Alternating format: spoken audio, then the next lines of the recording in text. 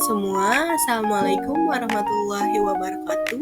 Perkenalkan, nama saya Nadine Eka Pratiwi. Di sini saya akan mempresentasikan atau mereview materi aplikasi komputer perkantoran dari materi yang pertama hingga materi ke-13. Jadi ikutin terus ya. Oke, mulai materi yang pertama ini membahas dasar-dasar aplikasi komputer perkantoran yang mencakup ada sistem komputernya, komponennya, literasi, dan sejarahnya. Jadi intinya dalam materi yang pertama ini, perkuliahan ini bertujuan untuk membekali mahasiswa dengan keterampilan digital praktis dan pemahaman fundamental komputer untuk kebutuhan perkantorannya. Oke teman-teman, kita masuk materi yang kedua. Ini membahas perangkat lunak atau software.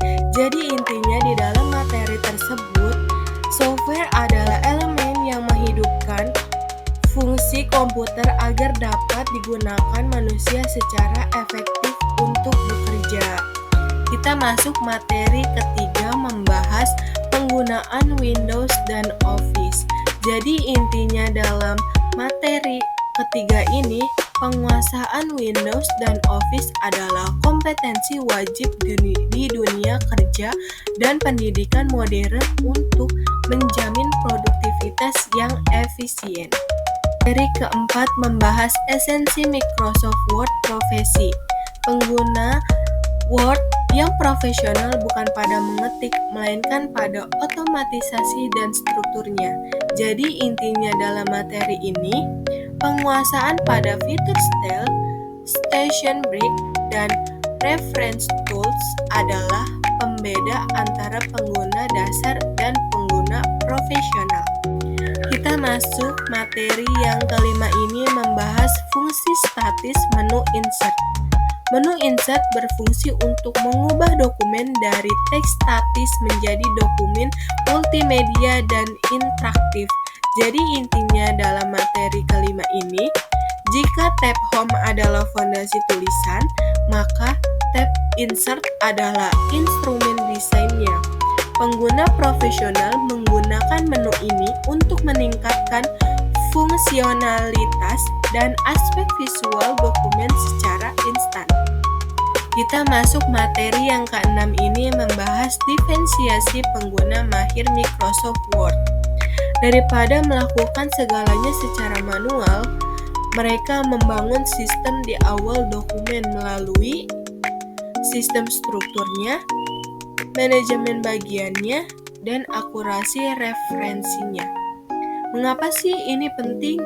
Karena yang pertama ini kecepatan revisinya, yang kedua ini ada zero errornya, dan juga yang ketiga ada kredibilitasnya.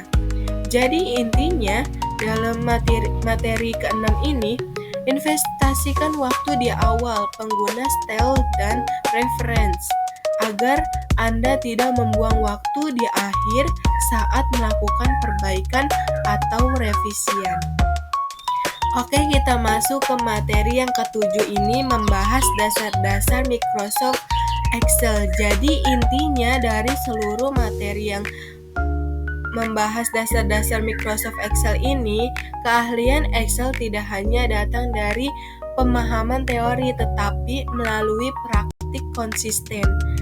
Anda didorong untuk memulai pengaplikasiannya pada tulisan nyata seperti pengelolaan angka pribadi atau data proyek agar semakin mahir.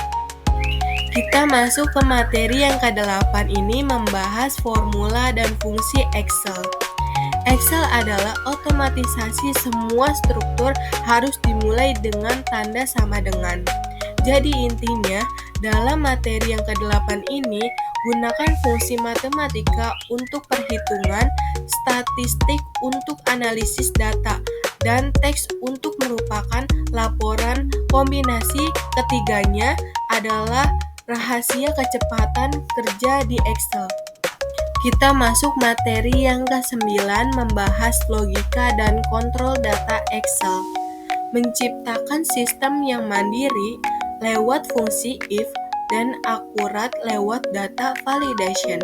Jadi intinya dari materi ini, if mempercepat pengelolaan data menjadi informasi, sedangkan data validation menjamin kebenaran dari sumber.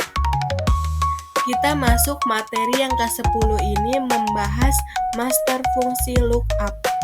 Lookup adalah cara Excel menjemput data dari tabel referensi secara otomatis berdasarkan kunci terbaru. Jadi intinya, gunakan lookup untuk menghubungkan tabel transaksi dengan master data. Kombinasi VLOOKUP plus 0 adalah standar wajib dalam administrasi perkantoran modern. Kita masuk materi yang ke-11 ini membahas mail match atau menyatukan dokumen Word yaitu template plus database Excel yaitu isi. Jadi intinya dalam materi yang ke-11 ini menghasilkan mail match ditentukan oleh kerapian Excel di awal dan penggunaan switches untuk keindahan format di akhirnya. Kita masuk materi yang ke-12 membahas analisis data dan dashboard. Pivot table adalah mesin pengelola data, sedangkan dashboard adalah wajah visualnya.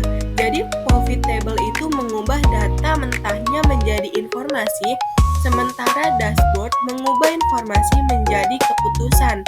Kunci kecanggihannya terletak pada report congestion yang membuat laporan menjadi interaktif dan profesional. Oke, jadi kita masuk materi yang terakhir ini ke-13 membangun brand personal dengan Canva.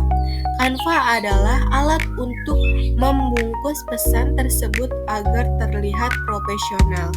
Jadi intinya dalam materi tersebut, kunci branding yang sukses bukan pada kerumitan desain, melainkan pada konsistensi visual dan keterbacaan informasi. Desain yang rapih mencerminkan profesionalisme kerja Anda.